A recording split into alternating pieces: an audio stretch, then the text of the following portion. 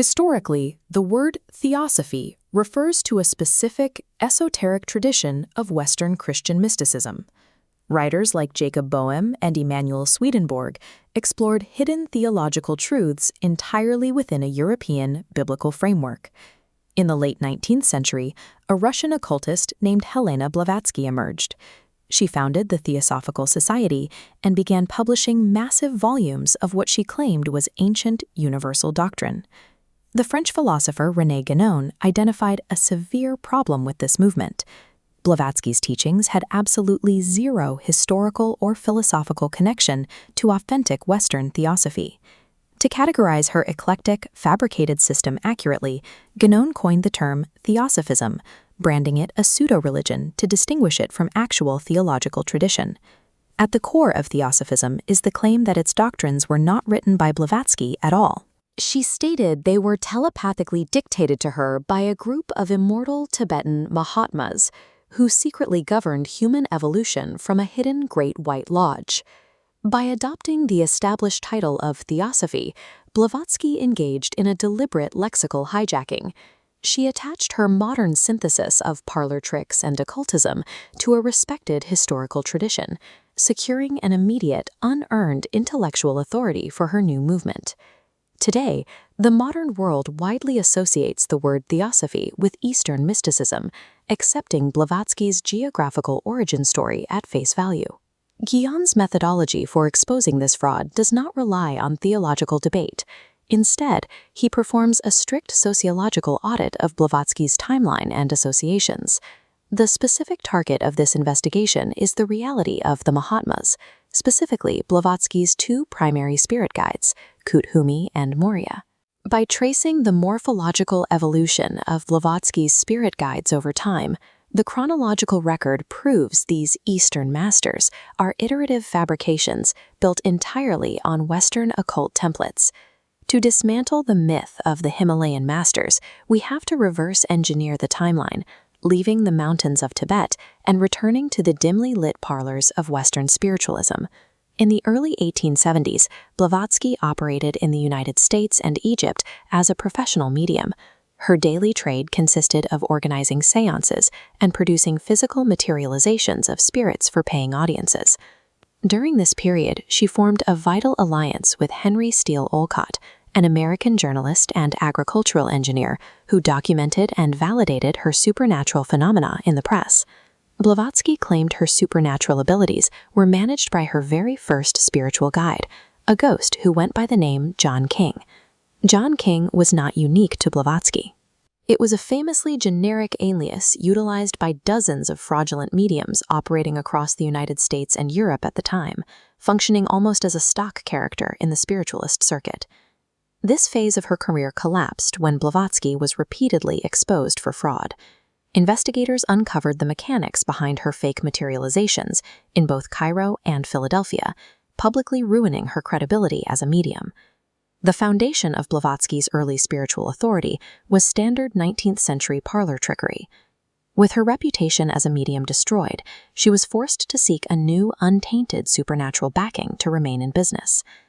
Blavatsky immediately shifted away from passive spiritualism and aligned herself with the Hermetic Brotherhood of Luxor, an occult organization that taught magical phenomena were produced by living humans directing hidden forces. This diagram maps the morphological evolution of her guides. Watch how the exposed ghost, John King, is abruptly discarded and overwritten by a new entity named Serapis, an Egyptian figurehead aligned with her new Hermetic branding. As the diagram illustrates, this shift required a new ideological framework. To satisfy the doctrines of the Hermetic Brotherhood, Blavatsky now claimed she was controlling directed occult forces rather than passively channeling dead spirits. Under this new Egyptian guide, Blavatsky and Olcott formally founded the Theosophical Society in New York in October of 1875. The term theosophical was not chosen because of a grand ancient master plan. It was selected randomly from a dictionary to please Henry J. Newton, a wealthy donor and early member whose financial backing they desperately needed. The shifting identity of the guiding spirits was a calculated survival tactic. it directly tracks Blavatsky's need to secure new occult markets and wealthy patrons immediately after her previous frauds were exposed. Facing mounting criticism from the Western press and former associates, Blavatsky and Olcott fled the United States in 1878, relocating to India to access a completely new, unverified audience. Upon arrival, they formed an opportunistic alliance with the Arya Samaj, a 19th-century Hindu reformist organization aiming to return to pure Vedic principles, led by Dayananda Saraswati. This diagram shows the final morphological split. To match her new Indian surroundings, the Egyptian Serapis is quietly retired and replaced by the Mahatmas Kudhumi and Maurya, who are now conveniently said to be operating out of inaccessible monasteries in Tibet. Looking at the terminology on the chart, Guénon points out a glaring linguistic error. In authentic Sanskrit, the term Mahatma denotes a metaphysical principle. It is never used in traditional Hindu doctrine to describe a physical, living human being. The alliance with the Arya Samaj did not last. Dayananda Saraswati eventually observed her phenomena up close, realized she was using mesmerism and sleight of hand, and publicly severed ties, denouncing her as a trickster. The timeline is clear. The Himalayan masters were merely the old Western Hermetic and spiritualist guides, hurriedly dressed in misunderstood Eastern terminology to fit a new geographical market. In India, Blavatsky began producing what she called precipitated astral messages, physical letters supposedly telepathically materialized from the ceiling by Kudhumi. These physical letters were used to instruct her high-ranking followers.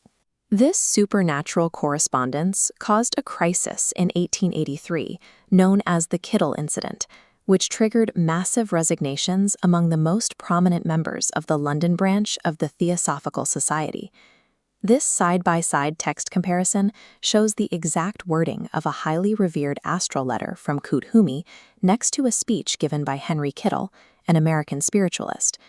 When we compare the highlighted text, the overlap is undeniable.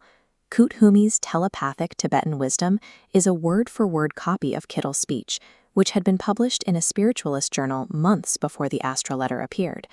This material proof of plagiarism demolishes any claim of supernatural dictation. It exposes Kudhumi not as an ancient master, but as a terrestrial literary fabrication actively managed by Blavatsky.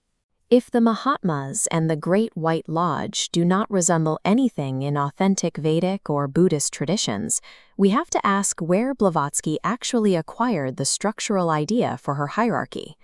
The true architectural source code is found in 18th-century European secret societies, Masonic and Rosicrucian orders, which utilized strict grades of initiation and hidden leadership. The concept of the Great White Lodge secretly governing the world is a direct lift of the high Masonic concept of hidden superiors, unknown figures who supposedly directed the lodges from the shadows.